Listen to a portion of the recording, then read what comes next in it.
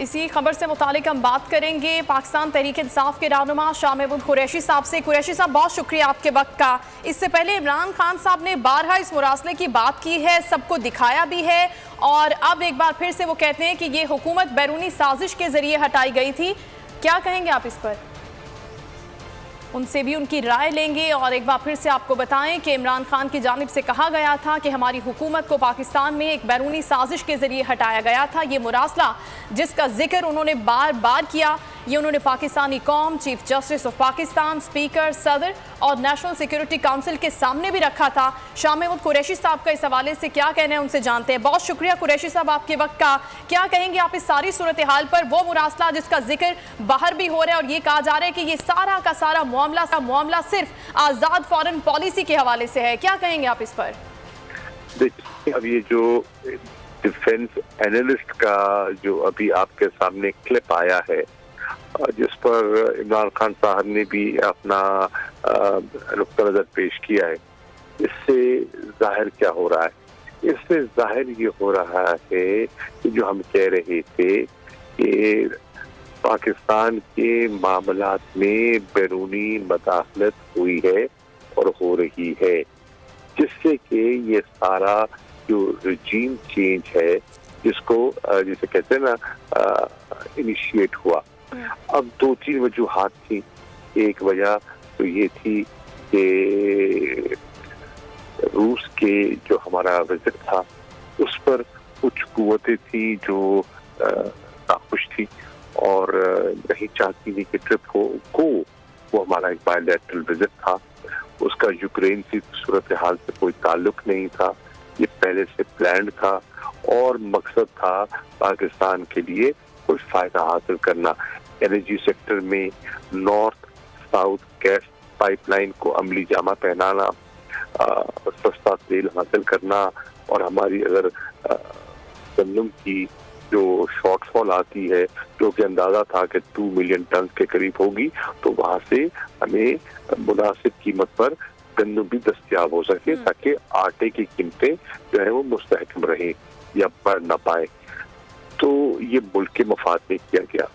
Ukraine की सूरत हाल पर हम पहले भी कह चुके हैं कि यूक्रेन के साथ तो हमारे अच्छे ताल्लुकात रहे हैं, यूक्रेन के साथ हमारे सफारती ताल्लुकात भी हैं। उनके वजीर खारजा से मेरी बात हुई थी, उनके वजीर आजम से प्राइम मिनिस्टर साहब की बात हुई थी, लेकिन वो सूरत हाल जो यूरोप के तनाजुर में है और वो जो नेटो की एक्सटेंशन के बारे में जो रूस की अपने सिक्योरिटी कंसिडरेशंस थी, वो अपनी जगह थी और वो मामला चल रहे थे, उसका पाकिस्तान से कोई ताल्लुक नहीं था।